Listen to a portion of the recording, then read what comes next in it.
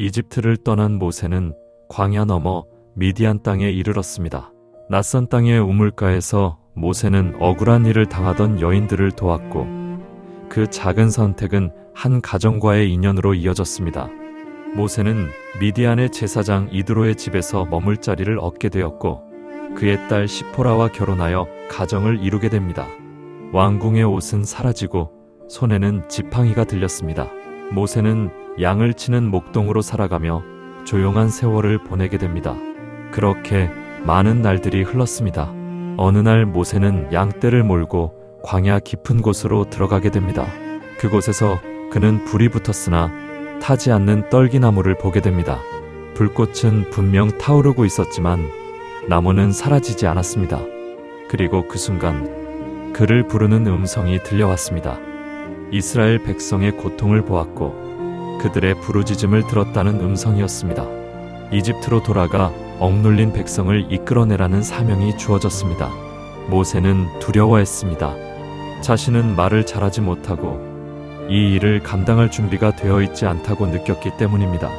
그러나 그에게는 어릴 적부터 존재했던 한 사람이 있었습니다. 같은 혈통의 형 아론이었습니다.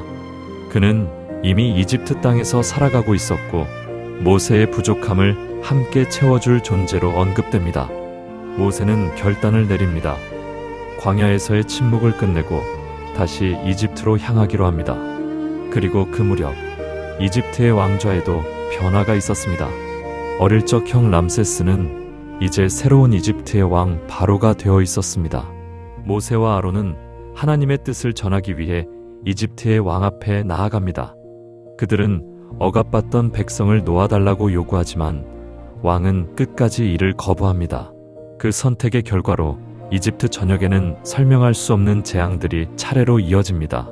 물이 피로 변해 강과 우물이 붉게 물들고 개구리떼가 강에서 올라와 궁전과 집과 침상까지 가득 메우고 뒤이어 이가 사람과 가축의 몸에 들끓었으며 파리떼가 몰려와 나라를 뒤덮고 가축들에게는 심각한 전염병이 퍼져 들판에서 쓰러집니다.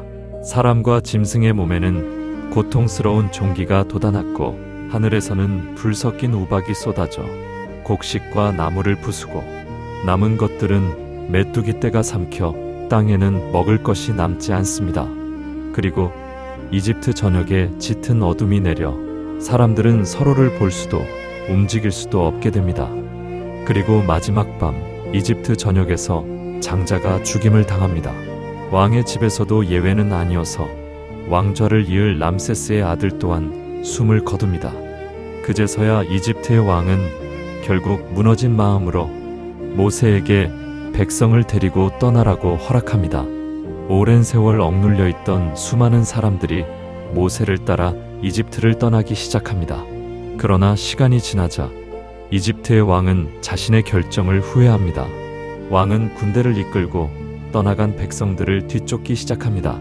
앞에는 바다, 뒤에는 추격해오는 군대. 절망적인 순간 하나님의 능력으로 바닷길이 열리고 백성들은 그 길을 따라 무사히 건너갑니다.